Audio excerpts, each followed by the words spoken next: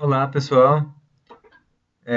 Nessa videoaula eu vou, na verdade, complementar a videoaula anterior, onde nós fizemos um pequeno programa, né, que realizava operações matemáticas e trabalhava com uma classe para poder fazer isso, tá?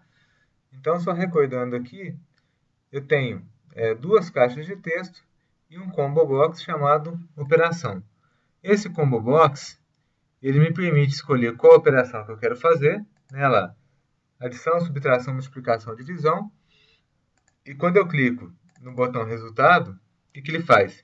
Ele está criando um objeto chamado calc, baseado na classe calculadora. A classe calculadora ela foi criada aqui já, né, na última aula. Então, olha lá, eu tenho na classe calculadora V1, V2 e resultado. São três variáveis aqui, que como está na classe, a gente passa a chamar de propriedade, né? Eu tenho quatro métodos, ó, soma, subtração, multiplicação e divisão. Né? Eles fazem essas operações. Então, quando eu clico no resultado, eu criei o objeto calc e eu jogo calc.v1 e jogo o valor que está na caixa de texto da tela. E de acordo com a operação que foi escolhida na tela, eu chamo o método correspondente. Né? Lá, chamo soma, chamo subtrai, chamo multiplica, de acordo com o conteúdo que está no CMB operação, que é o nosso combo. Olha só, a gente estava falando até agora, chamando até agora, porque aqui nós criamos a classe chamada CLS calculadora, correto? E aqui dentro dela a gente tinha V1, V2 e resultado, que são três propriedades. A gente estava chamando até agora de propriedade, tá? E tinha quatro métodos, né? O soma, subtrai, multiplica e divide. O que acontece? A gente estava chamando de propriedade para a gente poder começar a entender esse conceito de objeto aqui no C Sharp. Na realidade, o nome correto, a forma correta de fazer isso é colocar isso aqui como private. O que eu estou fazendo como private? As propriedades, elas têm o que a gente chama de pública e privado. O que é público é acessível no objeto. Como assim é acessível no objeto? Por exemplo, aqui eu consigo colocar calc.v1, ou seja, o V1 ele pode ser acessado através do meu objeto calc que foi criado aqui com base na classe calculadora. Eu mudando isso aqui agora para private, isso não vai ser acessível mais, tá? Isso vira o que a gente chama de campo, e não uma propriedade mais. Então, quer ver? Vou alterar aqui, colocar underline V1, underline V2 e underline resultado. O que acontece? Eu tenho um campo aqui, chamado V1 agora, que é do tipo float. E ele não pode ser acessado no meu objeto. Vocês têm que concordar comigo que, se eu tenho um campo que é acessível somente dentro da classe, ou seja, não pode ser acessado no meu objeto, eu não vou ter muita utilidade para ele nessa situação, né? Então, o que eu tenho que fazer? Eu tenho que criar uma parte pública que vai ser correspondente a esse objeto, a essa propriedade. Então, eu vou criar aqui, ó, public float v1. Tá? Eu já vou explicar melhor o que vai acontecer aqui, e aí vai ficar mais claro. Olha, então eu vou criar uma parte interna, que eu vou chamar de underline v1, tá? Que é o que eu declarei aqui em cima, e uma parte pública que vai ser externa, que vai se chamar V1 somente. Então, ou seja, a propriedade que vai ser disponibilizada no objeto é a V1. E a parte interna, que vai armazenar o valor, vai ser underline V1. Quando eu acessar alguma coisa na pública, por exemplo, manda armazenar um valor na propriedade V1. Antes de realmente armazenar isso, eu vou verificar se tá na minha faixa de valores válidos, se tem algum tratamento que eu preciso de fazer. Tá? Então eu posso, eu estou primeiramente encapsulando a minha propriedade V1, né, a underline V1, deixando ela privada, deixo a parte V1 como pública, e aí quando eu mando armazenar um valor, eu faço uma série de verificações. Por exemplo, vejo se for uma divisão, eu verifico se é um valor diferente de zero. Se for uma multiplicação, não precisaria, né? Mas vamos dizer que eu quero fazer multiplicação de valores positivos somente. Eu posso fazer a validação disso aqui na minha propriedade. Tá? Então, vou fazer aqui e mostrar para vocês como que isso funciona. E depois a gente pode começar a usar isso melhor. Tá? Esse conceito agora, no primeiro momento, ele é um pouquinho confuso. Falando, nossa, mas estava tão simples do jeito que estava, né? Não precisava de fazer a parte pública, a parte privada, para que mudar isso? Por questões de segurança. Porque eu posso validar o conteúdo, posso verificar se está correto, tá? Então, eu vou fazer aqui, ó. Toda propriedade ela vai ter o que a gente chama de get e tem o set. Já vou explicar o que eles são, tá? Olha, o set é um método onde o que ele faz é transferir o valor que o usuário passou para dentro da minha propriedade. Então, eu vou colocar aqui, por exemplo, underline v1 recebe value. O que é esse value? É o valor que o usuário passou lá na propriedade pública, tá? E no get, eu vou retornar o que está armazenado na minha propriedade privada. Ou seja, vamos entender melhor isso aqui, ó. Vou voltar aqui no meu botão na minha tela. Coloquei assim, ó, calc.v1 igual a float.parse.txt-valor1.text, tá? Vamos dizer que o usuário digitou 10 na caixa de texto, o valor 10 na caixa de texto. Quando eu digito 10 na caixa de texto, eu estou tentando armazenar em V1. Quando eu tento armazenar, o método que é chamado é o método set. Então, o 10 que o usuário digitou está aqui no value. O que ele faz? Ele pega o 10 que o usuário digitou e armazena no underline V1, tá?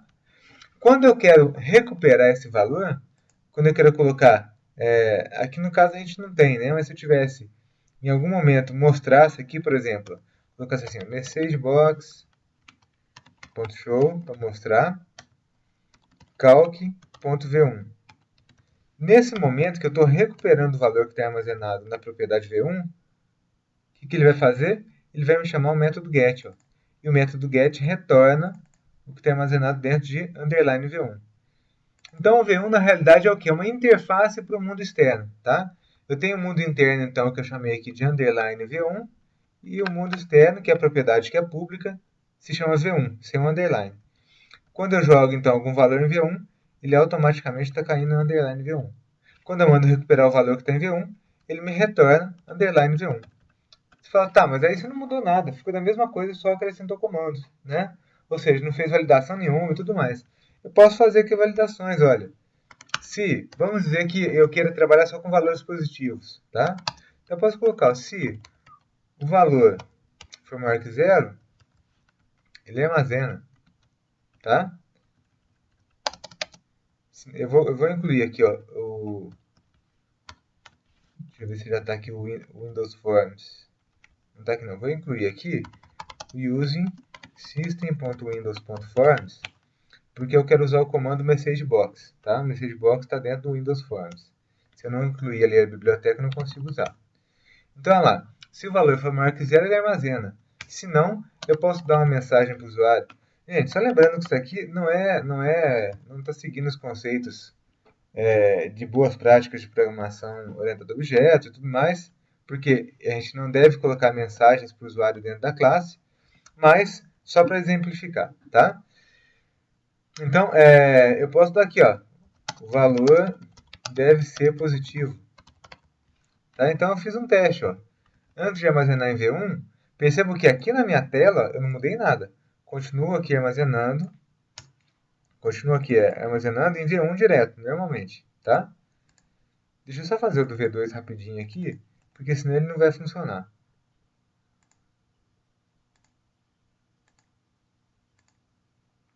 Estou fazendo de uma forma aqui que eu já vou mostrar para vocês, mas antes disso, eu vou fazer só para a gente ver o resultado, tá? Então, eu vou executar aqui, ó. Eu vou colocar em valor menos 1 ou menos 5, o valor que você quiser, negativo. Vamos dizer que eu vou fazer uma adição, vou colocar o valor 3 e mando clicar em resultado. Olha lá, o valor deve ser positivo. O que aconteceu? Aqui ele deu porque a gente não fez teste nenhum mais para baixo, né? Mas o que aconteceu? Ele tentou, eu passei aqui, né, lá, pôs lá calc.v1 igual o valor que está na tela. Nesse momento, que está armazenando, ele vai chamar o método set. O que o método set faz? Esse bloco todo, ó. Ele verifica se o valor que está tentando ser armazenado for maior que zero, ele armazena. Se não for, ele dá uma mensagem para o usuário, tá? Então, esse bloquinho get e o set, esses métodos get e set, eles me permitem fazer todo esse tipo de validação. Eu poderia, por exemplo, na hora de retornar aqui, fazer uma formatação, tá? Fazer alguma validação do conteúdo que está sendo recuperado, enfim, qualquer necessidade que eu tiver, eu posso usar o get e o set para isso. Fala, tá, mas eu não quero usar o get set. Pode? Pode. Tá? Não é proibido fazer isso, obviamente. Mas você não está seguindo as boas práticas de programação e não está deixando disponível para o futuro as funcionalidades que a linguagem te proporciona. Tá? Se depois você quiser usar, por exemplo, alguma validação, alguma coisa, você vai ter que construir, alterar toda a estrutura. Se você já fizer desde o começo assim, já está pronto. Qualquer momento que você quiser fazer uma formatação, uma validação de conteúdo, a sua classe ela já está pronta para isso aqui, tá certo? Eu não vou complicar muito agora não, vou deixar vocês digerirem esse conceito de get e set, tá?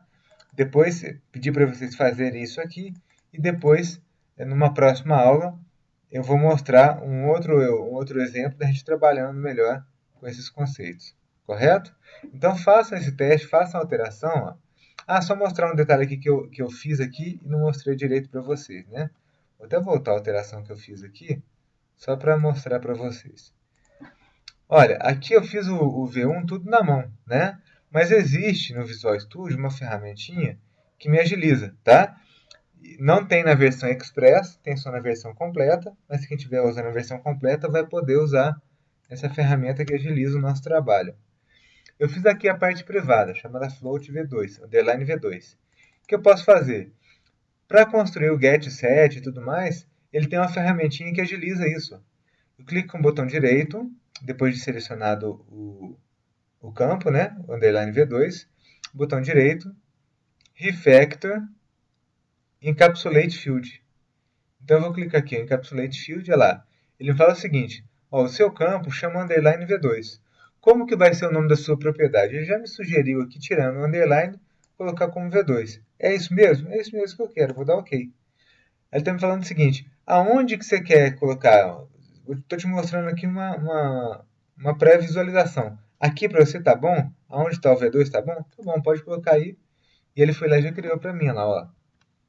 Ele criou para mim o public, float v2, já com o get e o set prontos. Tá? Isso agiliza. Ó. Vou fazer a mesma coisa com o resultado. Ó. Selecionei, botão direito, refactor, encapsulate field. Dou OK e mando aplicar. Ela já criou o meu get e o meu set. Tá? Olha, percebam que no meu eu criei o set, depois o get. Ele criou o get, depois o set. Faz diferença? Nenhuma, tá? A ordem ali não importa em nada, correto? Então a gente pediu para que vocês peguem esse exemplo anterior nosso aí, façam a mudança e tentem entender o que esse get e esse set está fazendo, tá? Na próxima aula eu vou mostrar para vocês um outro exemplo, uma outra classe, já usando esse get e set, e aí a gente vai a partir de agora trabalhar só seguindo esse conceito de propriedade e de campo usando o get e o set, tá bom? Qualquer dúvida que vocês tiverem, eu peço que vocês entrem em contato comigo, por favor.